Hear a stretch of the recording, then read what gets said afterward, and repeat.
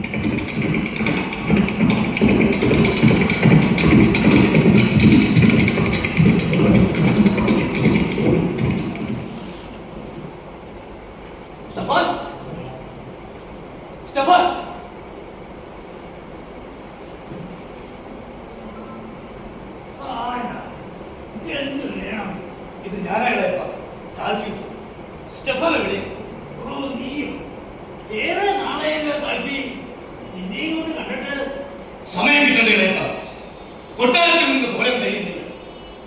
Roman സിംഹാസനത്തിന്റെ സൂക്ഷിപ്പുകാരനായി പോയില്ലേ ദേശാധിപതിയായ പീലാത്തോസിന്റെ ഏറ്റവും വിശ്വസ്തനായ പടയായി പ്രധാന പുരോഹിതനായ കയ്യഫാസിനും ഹന്നാസിനും എന്തിന് ഗലീലയുടെ ഭരണാധികാരി ഹെറോദേസിന് പോലും വിശ്വസിച്ചത് കാര്യം ഞാൻ മാത്രമേ ഉള്ളൂ. നല്ലത് മണി, നല്ലത്. നന്മയും മൂല്യങ്ങളും കാത്തുകൊണ്ട് തന്നെ പ്രശസ്തിയുടെ പടവുകൾ കയറുന്നത് നല്ലതാണ് മണി. 7 ദിവസമായി ഈ ഗാർഫ്യൂസിന്റെ വീട്ടുകാരെന്ന് കണ്ടിട്ട് എന്താ എന്താ ജെറൂസലേമിൽ നടക്കുന്ന ഒരു മേളം? എന്താ മണി, ജെറൂസലേമിന് എന്ത് പറ്റി? ഒന്നും പറ്റിയിട്ടില്ല. റോമൻ സിംഹാസനത്തെ ചുഴറ്റിയെറിയാൻ വന്ന ഒരു കൊടുങ്കാറ്റിനെ തടഞ്ഞു നിർത്താം. റോമൻ സാമ്രാജ്യത്തിന് ഇനിയും പുറത്തു നിന്ന് ഭീഷണിയും ഒന്നും മനസ്സിലാവുന്നില്ലല്ലോ മണി. പുറത്തു നിന്നല്ല, അകത്തു നിന്ന് തന്നെയാ. പക്ഷേ റോമൻ സാമ്രാജ്യത്തിന്റെ ശക്തമായ തൂണുകൾ ഒന്നിനിടയ്ക്കാൻ ഒരു വ്യൂഹം കൊടുങ്കാറ്റുകൾക്കായിട്ടില്ല. പിന്നെ ഒരു വിപ്ലവകാരി വിപ്ലവകാരികൾ ബറാബാസിനെ പണ്ടേ ജയിലടച്ചു കഴിഞ്ഞില്ലേ? പിന്നെ നീ ആരെ കുറിച്ചായി പറയുന്നേ? അവനേക്കാൾ ഭയങ്കരമായ ഒരു വിപ്ലവകാരി അച്ഛന്റെ മകൻ വിപ്ലവകാരി.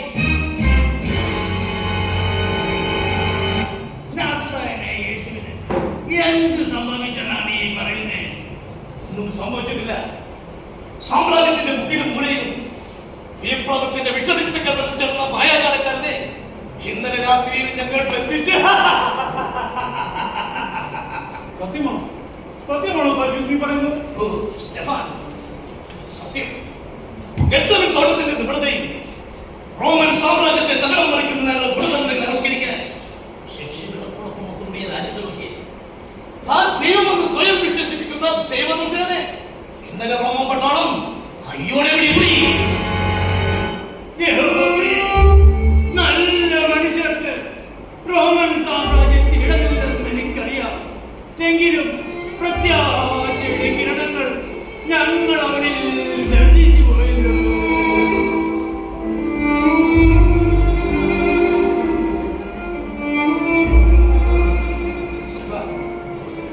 വാനത്ത് മഴ പെയ്യുന്നത് കാണുന്നു.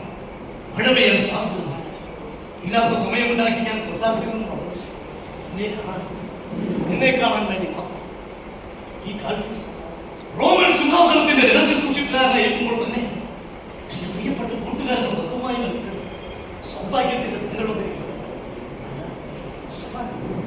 നീ എന്താ ഒന്നും കിട്ടാത്തത്? എന്താ നീ പറഞ്ഞത്? നീ ഇപ്പോൾ തന്നെ എന്നോടൊപ്പം കൊട്ടാരത്തിലേക്ക് വരണം. എന്തിന്? റോമൻ സിംഹാസനത്തെ കടമൊഴിച്ചെറിയാൻ ഗലീലൻ കടൽ രൂപം കൊണ്ട കൊച്ചു കാറ്റിനെ അടുത്ത സാമത്വം നശിപ്പിച്ചു. അതിനുശേഷം ഈ കാൽഫ്യൂസ് ആരായിരിക്കുന്നത് നിനക്കറിയാം? റോമ സാമ്രാജ്യത്തിന്റെ സർവ്വസൈന്യാധിപൻ. ഏതാനും ദിവസങ്ങൾക്കകം നിന്റെ മുമ്പിൽ കുമിഞ്ഞു. അതിന് നിന്റെ ചെറിയൊരു സഹായം റോമൻ ഭരണകൂടത്തിന് ആവശ്യമായിരുന്നു. റോമൻ ഭരണകൂടത്തിന് എന്റെ സഹായം? അതെ, ക്രിസ്തു എന്ന കപടവെപ്പുകാരെ പിടികൂടിയെങ്കിലും അവനെ കൽത്തുറക്കിലടക്കാൻ റോമൻ ഭരണാധികാരികൾക്കോ പ്രധാന പുരോഹിതന്മാർക്കോ ഉദ്ദേശമില്ല. ഇനി ഒരിക്കലും ഉയരാത്ത വിധത്തിൽ ആ ശബ്ദം നിലയ്ക്കണം. റോമൻ ഭരണാധികാരികൾക്കെതിരെ മഹാപുരോഹിതന്മാർക്കെതിരെയും ജനങ്ങളെ തിരിച്ചുള്ള കള്ളപ്രവാചകളെ കുരിശിത്തറച്ച് കൊല്ലാനാണ് തീരുമാനം. ദൈവദൂഷകർക്കും വഞ്ചകർക്കും അവന്റെ ഒരു ഭാരമായി. പക്ഷേ അവനെ കുരിശിത്തറച്ച് കൊല്ലണമെങ്കിൽ തക്കതായ എന്തെങ്കിലും തെളിവുകൾ ജനങ്ങളുടെ മുമ്പിൽ നൽകേണ്ടി വരും. മാത്രമല്ല സനഹത്തിന്റെ സംഘത്തിന്റെ മുമ്പിൽ അംഗങ്ങളിൽ ഭൂരിഭാഗവും സാമ്രാജ്യത്തോട് കൂടുള്ളവരാണെങ്കിലും ഇവിടെയും ഉണ്ട് ഒരു ആദർശവാദി, ആ എരിമത്തേക്കാരൻ ജോസഫ്. സ്റ്റെഫാൻ, നീ ജനങ്ങളുടെ മുമ്പിലും സനഹത്തിന്റെ സംഘത്തിന് മുമ്പിലും നസ്രായനെതിരെ സാക്ഷി പറയണം. ഇല്ല ഇല്ല, ഞാനത് ചെയ്യില്ല. സ്റ്റെഫാൻ, വരാനിരിക്കുന്ന നേട്ടങ്ങളെയും കിട്ടാനിരിക്കുന്ന സൗഭാഗ്യങ്ങളെയും നീ വിലകുറച്ച് കാണരുത്. എല്ലാം അറിയാവുന്ന നിനക്ക് എന്റെ ഈ നീച പ്രവർത്തിക്ക് പ്രേരിപ്പിക്കുവാൻ എങ്ങനെ മനസ്സ് വന്നതാ? എല്ലാം അറിയാവുന്നതുകൊണ്ട് തന്നെ നിന്നെ തന്നെ ഞാൻ ഇതിൽ തെരഞ്ഞെടുത്തു. നിന്റെ കഷ്ടപ്പാടുകളും യാതനകളും തീർന്ന് നീയും നിന്റെ വൃദ്ധരായ മാതാപിതാക്കളും സുരക്ഷിതയും കഴിയുന്നതാണ്. നിനക്കറിയും, ജെറുസലേം ദേവാലയത്തിന്റെ കവാടം സുന്ദരമായി ഈ ലോകത്തെ കാണാം. യഹോവയുടെ സന്നിധി ആർപ്പിരമ്പുന്ന ഭക്തജനാവലിയെ കാണുവാൻ ഭാഗ്യമില്ലാതെ ഭിക്ഷയാചിച്ചിരുന്ന അന്ധനായിരുന്നു. എന്റെ ജീവന്റെ ജീവനായി, പ്രതീക്ഷയുടെ പ്രതീക്ഷയായി, സത്യദൈവത്തിന്റെ പുത്രൻ, ഞാൻ വിശ്വസിക്കുന്ന എന്റെ നാഥൻ നസ്രായനായ യേശുവിനെ കാണുന്നതുവരെ മറക്കാനാവുന്നതാണ് ആ സാവധാനം. ജെറുസലേം ദേവാലയത്തിൽ തിങ്ങിക്കൂടിയ ജനങ്ങൾക്ക് മുൻപ് നാണയത്തുട്ടുകൾക്കായി ഞാൻ ഹൃദയം തുറന്ന് വിലപിക്കണം. നസ്രായനായ യേശു അവിടേക്ക് വരുന്നെന്ന് ആരോ പറയുന്നത് ഞാൻ കേട്ടു. അവന്റെ അത്ഭുത പ്രവൃത്തി അതിനകം ധാരാളം കേട്ടിരുന്ന ഞാൻ നസ്രായനായ യേശുവേ എന്നിൽ കനിയണമേ എന്ന് ഉറക്കെ വിളിച്ചു. അപ്പോൾ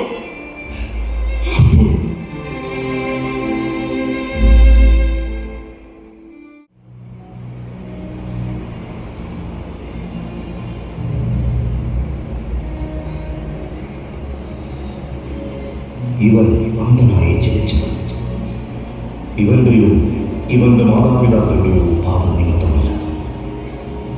പ്രത്യുത ദൈവത്തിന്റെ മഹത്വം ഇവനിൽ നിറവേറാനാണ്.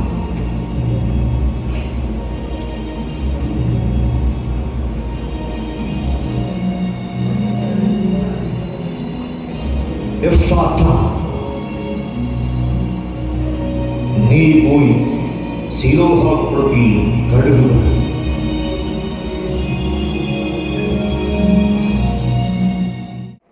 അങ്ങനെ എന്റെ കണ്ണുകൾ തുറക്കപ്പെട്ടു. ഞാൻ ഈ ലോകത്തെ കണ്ടു. ഭിക്ഷയാചിച്ച് ജീവിച്ചിരുന്ന ഞാൻ ഗോതമ്പ് വയലുകളിലും മുന്തിരിത്തോപ്പുകളിലും പണിയെടുത്തു. വൃദ്ധരായ എന്റെ മാതാപിതാക്കളെ സംരക്ഷിക്കുവാൻ കാരണമായി അവന്റെ കാരുണ്യം കൊണ്ടാണ്. ആ കാരുണ്യമായിരിക്കരുത്, അപരിമേയ സ്നേഹത്തിനെതിരെ ഞാൻ കള്ളസാക്ഷി പറയണം. സ്നേഹം മനുഷ്യരൂപം കൊണ്ട് ആ കൃപാവാരിയെ കഴുത്തറക്കുവാൻ ഞാൻ കൂട്ടുനിൽക്കണോ? അന്ധവിശ്വാസവും തെറ്റിദ്ധാരണയും യഹോവയാൽ അനുഗ്രഹിക്കപ്പെട്ട ശീലാഹക്കുളത്തിന് അത്ഭുത ശക്തിയുണ്ട്. അതുകൊണ്ടാണ് എന്റെ കണ്ണുകൾ തുറക്കപ്പെട്ടത്. അല്ലാതെ ആ നിർബന്ധവാദികളുടെ മുന്നിൽ കൊടുത്ത് ചേർന്ന ശക്തി കൊണ്ടൊന്നുമല്ല. പിന്നെ എന്തുകൊണ്ട് നിന്റെ കണ്ണുകളുടെ സ്ഥാനത്ത് ഇപ്പോഴും ഈ മാംസകുളം അവശേഷിക്കുന്നു? റോമൻ ഭരണകൂടത്തിനെതിരെ രക്തവിപ്ലവം നടത്തിയ ബറാബാസിനെയും സംഘത്തെയും പിടികൂടുവാനുള്ള ശ്രമത്തിൽ വാളുകൊണ്ട് കുത്തിയിട്ട് നിന്റെ വലതുകൊണ്ട് നഷ്ടം. ആ കണ്ണിന് കാഴ്ച തിരിച്ചു കിട്ടുവാനായി ഈ രാജ്യത്തുള്ള മുഴുവൻ വൈദ്യന്മാരുടെ അടുത്ത് നീ പോയില്ലേ? 1000 മന്ത്രവാദികളെ കണ്ടില്ലേ? ദിവ്യത്വമുണ്ടെന്ന് വിശ്വസിക്കുന്ന എല്ലാ കുളങ്ങളിലും നീ മുങ്ങി. എന്നിട്ടോ പഴംപുരാണങ്ങൾ കേൾക്കാനല്ലേ ഞാൻ വന്നത്? പഴംപുരാണങ്ങളല്ല, പിന്നിട്ട വഴികൾ. അത് മറക്കുന്നവരുണ്ടാവും. പഴയ സ്റ്റെഫൻ അത്രക്കാരനല്ല, നിനക്കറിയില്ലേ കാര്യം? നീ വിചാരിക്കുന്നത് പോലെ ഇതിൽ ചതിയുടെയും വഞ്ചനയുടെയും പ്രശ്നങ്ങളൊന്നുമില്ല. ഇതൊക്കറിയാമോ? ഞങ്ങൾക്ക് ആ നസ്രായനെ പിടികൂടുവാനായി ചൂണ്ടിക്കാണിച്ചു തന്നത് അവനോടൊപ്പം ഊണിലും ഉറക്കത്തിലും നിഴൽ പോലെ നടക്കുന്ന അവന്റെ ശിഷ്യന്മാരിൽ ഒരുവനാണ്. എന്ത്? ആരാണ്? ആരാണ് നീചൻ? യൂദാസ്, യൂദാസ് കറിയോത്ത. ആ ഒരൊറ്റ പ്രവൃത്തി കൊണ്ട് അവന് ലഭിച്ച പ്രതിഫലം എന്തൊക്കെയാണെന്ന് എനിക്കറിയാം. 30 വെള്ളിപ്പണം പ്രധാന പുരോഹിതന്മാരുടെയും പ്രമാണിമാരുടെയും മുമ്പിൽ നിലയും വിലയും, ജനങ്ങളുടെ മുമ്പിൽ ഉയർന്ന സ്ഥാനമാനവും രാജ്യസ്നേഹി എന്ന പേര്. എന്താ ഒരേ? ഓ എന്റെ നാഥ, ഒരു ജീവിതകാലം മുഴുവൻ നിന്നെ കണ്ടുകൊണ്ടിരുന്നിട്ട് ധനാശ കൊണ്ടെന്നമായവന്റെ കണ്ണുകൾ തുറക്കപ്പെട്ടില്ലല്ലോ. ഇവിടെ രാജ്യസ്നേഹമുള്ളവർ തമ്മിൽ ഒരുമിക്കുകയാണ് വേണ്ടത്. മറ്റെല്ലാം പറഞ്ഞു. സ്വന്തം ഗുരുവിനെ വെള്ളിത്തുട്ടുകൾക്ക് വിറ്റ് വില വാങ്ങിയ യൂദാസ്, ചതിയുടെയും വഞ്ചനയുടെയും പര്യായമായി നിന്റെ നാമം ലോകമുള്ളിടത്തോളം കാലം നിലനിൽക്കുമെടാ. തീർന്നില്ല.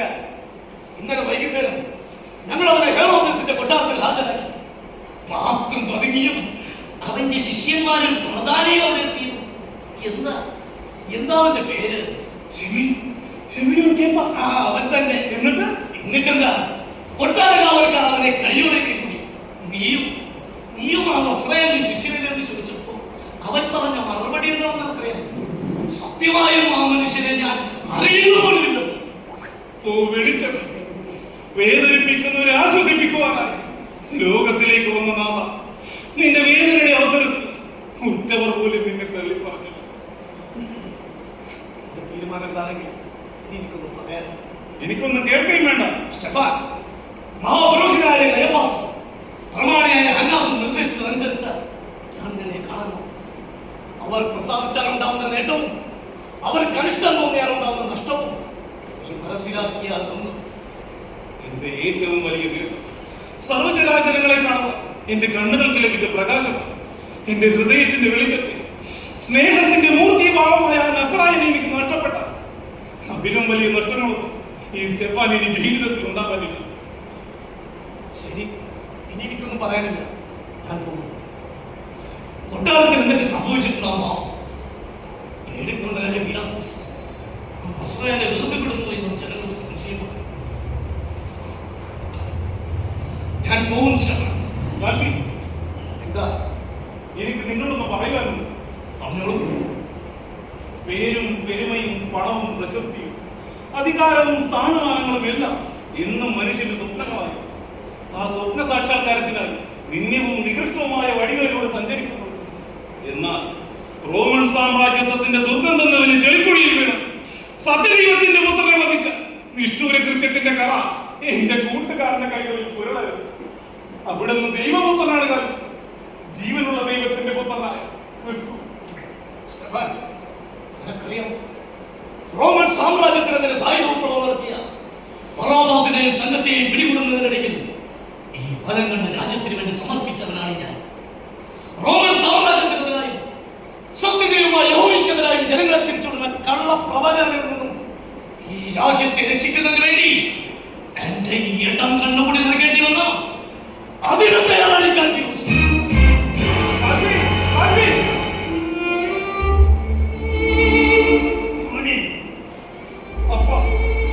വെള്ളാമണ്ണങ്ങൾക്കും ഭീഷണികൾക്കും മുൻപിൽ സത്യവും നീതിയും കൈവടിയാത്ത ആദർശശാലിയായ നിന്നെയോർത്ത് ഈ പിതൃഹൃദയം അഭിമാനിക്കുന്നതാ. എന്റെ നാഥനെ അവർ കൊല്ലുമപ്പ. സമാധാനിക്കുമണി, ദൈവത്തിന്റെ പുത്രനാണ് അവിടുന്ന്. തിരുവെഴുത്തുകൾ പൂർത്തീകരിക്കാൻ എന്തെല്ലാം സംഭവിക്കുമെന്ന് നമുക്ക് കാത്തിരിക്കാം. നീ സമാധാനിക്കും.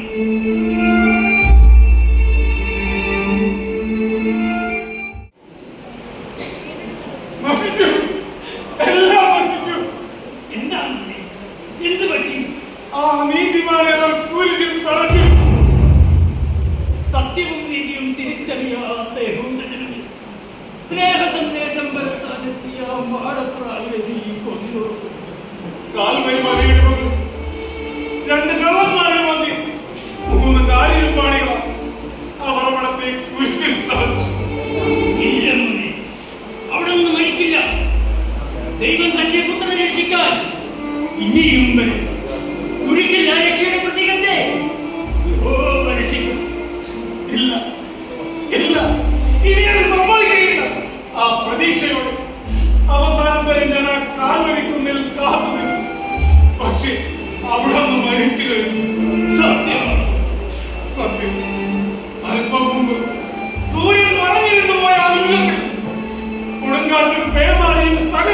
നിമിഷത്തിൽ അവിടെ ജീവൻ റോമാ സാമ്രാജ്യം കാൽവരിയിലെ കുരിശിൽ ചേർന്ന് ആ കൈകളിലും കാലുകളിലും മറഞ്ഞടിച്ചേറ്റിയ കാലിലും പാണികളും നിന്റെ ശവപ്പെട്ടിയിലെ ആണികളായി മാറിയുണ്ട്.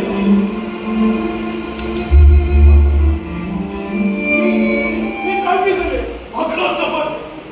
ഞാൻ കൺഫ്യൂസാ. നിന്റെ കണ്ണുകൾ എന്റെ കണ്ണുകൾ തുറക്കപ്പെട്ടു. എന്റെ കണ്ണുകൾ തുറക്കപ്പെട്ടു. എങ്ങനെ? സ്നേഹിക്കാൻ പഠിപ്പിച്ച ദൈവത്തെ ഇല്ലായ്മ ചെയ്യുക. നിന്റെ മറ്റേ കണ്ണുകൂടെ ദാനം ചെയ്യുന്നെനിക്ക് നിനക്കെങ്ങനെ നഷ്ടപ്പെട്ട കണ്ണുകൂടി വേണ്ടി എനിക്ക് തെറ്റുപറ്റി. എനിക്ക് തെറ്റുപറ്റി. എന്ത് പറ്റിയെന്ന് തുറന്നു പറയണ. ഇന്ന് ഏതാനും നിമിഷങ്ങൾക്ക് മുമ്പ് ഭൂമിയിൽ സ്നേഹത്തിന്റെ ഭവനത്തിൽ ആരംഭിച്ച സൂര്യൻ കാൽവരി മലമുകളിൽ അസ്തമിച്ചു. നീ ആ സത്യം ഏറ്റു പറയുന്നു. അതെ, 1000 നാവുകൊണ്ട് അണ്ടകടാഹങ്ങൾ മുഴങ്ങത്തക്ക ശബ്ദത്തിൽ ഞാൻ പറയുന്നു, ആ നസ്രയൻ ദൈവമാണ്. ജീവനുള്ള ദൈവത്തിന്റെ മുദ്രകളാണ് അവിടുന്ന്. കാഴ്ചയില്ലാത്ത നിന്റെ കണ്ണുകൾ തുറക്കപ്പെട്ടതിനേക്കാളും ഞാൻ സന്തോഷിക്കുന്നതാണ് മോനെ. സത്യത്തെ തിരിച്ചറിയാൻ കഴിയുന്ന തരത്തിൽ നിന്റെ ഉൾക്കണ്ണ് തുറക്കപ്പെട്ടതുകൊണ്ട് സൂര്യൻ തലക്കുമുകളിൽ കത്തിച്ചൊലിക്കുന്ന ഉച്ചസമയം അവരെ കുരിശിൽ തറക്കാനായി ഞങ്ങൾ കാൽവരിയിലേക്ക് കൊണ്ടുപോയി.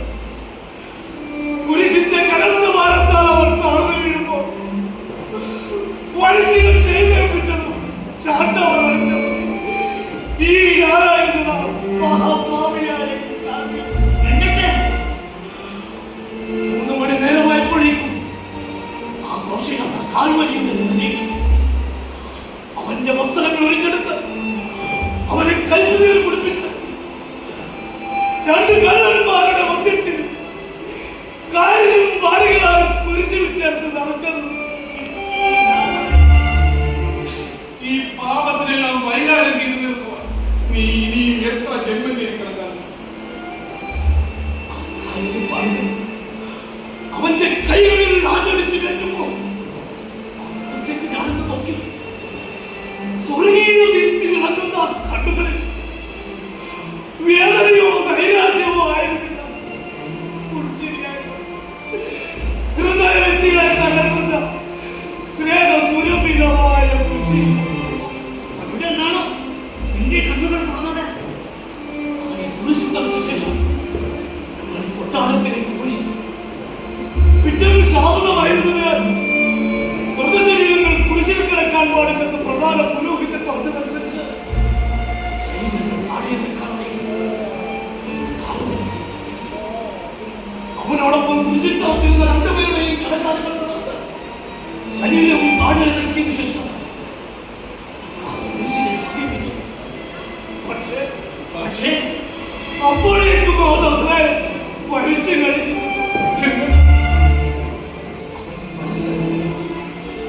അവന്റെ കണക്കാലുകൾ തകർക്കട്ട എന്ന് ഞങ്ങൾ തീരുമാനിച്ചു. ഒരായുഷ്കാലം മുഴുവൻ ഉള്ളിൽ കൊണ്ടു നടന്ന വിദ്വേഷത്തിന്റെ അഗ്നി എന്റെ ഉള്ളിൽ കത്തിപ്പടർന്നപ്പോ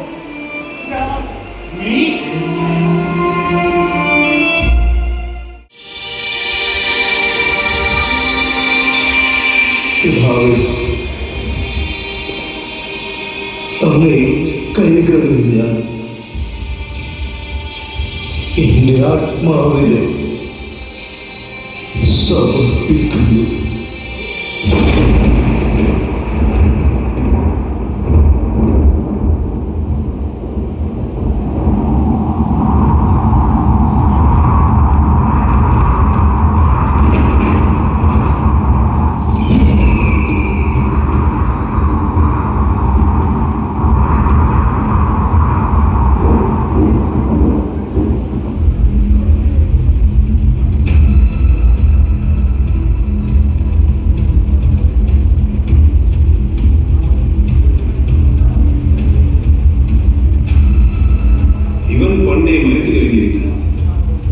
ജെറുസലേം ദേവാലയത്തിന്റെ തിരശ്ശീല വെണ്ടുകയറിയത്, ശവകുടീരങ്ങൾ പൊട്ടിപ്പിളർന്നു ഇവന്റെ മരണസമയത്തായിരുന്നു. നീ എന്ത് ചെയ്യാൻ പോകുന്നു? തടയിൽ തന്നെ. ഏയ് കാൽവിസ്, അരുത് അരുത് കാൽവിസ്, വേണ്ട.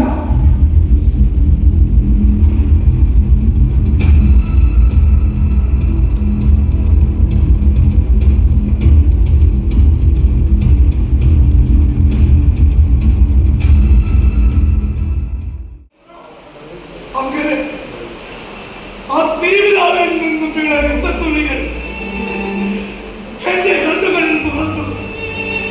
ദ്രോഹിച്ചവരെ പോലും സ്നേഹിച്ച നിന്റെ മുമ്പിൽ ഈ വൃദ്ധഹൃദയം നമിക്കുന്നു. ഞാൻ പോവുകയാണ്, ഞാൻ പോവുകയാണ്. എങ്ങോട്ട്? എന്റെ അക്ഷന്തവുമായ തെറ്റുകൾ വേണ്ടയാവുന്ന ഇതായിരുന്നു. ഏതെങ്കിലും നാളത്തേക്ക് ഞാൻ പോകും. ലോകത്തിന്റെ അറിയപ്പെടാത്ത ഏതെങ്കിലും കൂടി മനുഷ്യന്റെ വീടകങ്ങളായ ദൈവത്തിന്റെ കഥ ഈ ലോകത്തിന് പറഞ്ഞു കൊടുക്കാൻ, എന്റെ ഉള്ളിൽ നിറഞ്ഞ പ്രകാശത്തിന്റെ രേണുക്കളെ ഈ ലോകത്തിന് കാണിച്ചു കൊടുക്കാൻ ഇനിയുള്ള കാലം ഞാൻ അങ്ങനെ അങ്ങനെ ഞാനെന്റെ പാപത്തിന് പരിഹാരം ചെയ്യും. എന്റെ മാതാപിതാക്കളെ സംരക്ഷിക്കുക ആരുമില്ലാതെ പോയി. അല്ലായിരുന്നെങ്കിൽ ആ നസ്രായൻ പ്രസംഗിച്ച സ്നേഹ സാമ്രാജ്യം ലോകമെമ്പാടും പ്രചരിപ്പിക്കുവാൻ എന്നോടൊപ്പം ഞാനും വരുമായിരുന്നതാ. മോനെ, ദൈവത്തിന്റെ രാജ്യം പ്രചരിപ്പിക്കാൻ സ്വന്തവും ബന്ധവും പ്രതിബന്ധമായി കൂടെ വൃദ്ധരായ നിന്റെ പിതാവിനെയും മാതാവിനെയും ദൈവത്തിന്റെ കൈകളിലേക്ക് ഏൽപ്പിച്ചിട്ട് ആ നസ്രായന്റെ സ്നേഹ സന്ദേശം പ്രചരിപ്പിക്കാൻ നീ കാൽവീസിനോടൊപ്പം പുറപ്പെട്ടാൽ ഞാനതിൽ അഭിമാനിക്കുക. അപ്പ അതേപോലെ നിങ്ങൾ രണ്ടുപേരും കണ്ണുകൾ കൊണ്ട് കണ്ട, ഹൃദയം കൊണ്ട് സ്പർശിച്ചറിഞ്ഞ ദൈവത്തെ അന്ധകാലത്തിൽ തപ്പിത്തടയുന്ന അനേകായിരങ്ങൾക്ക് പകർന്നു നൽകാൻ കഴിഞ്ഞാൽ അതിലും വലിയ സൗഭാഗ്യമില്ല. അതെ, ഞാനും പുറപ്പെടുകയാണ് കാൽവിസ് നിന്നോടൊപ്പം. സ്നേഹത്തിന്റെ പരിശോധിച്ച് ദൈവവചനമാകുന്ന വാളുമെങ്കിൽ നമുക്ക് പുറപ്പെടാൻ ശ്രമിക്കാം. പുറപ്പെടാം.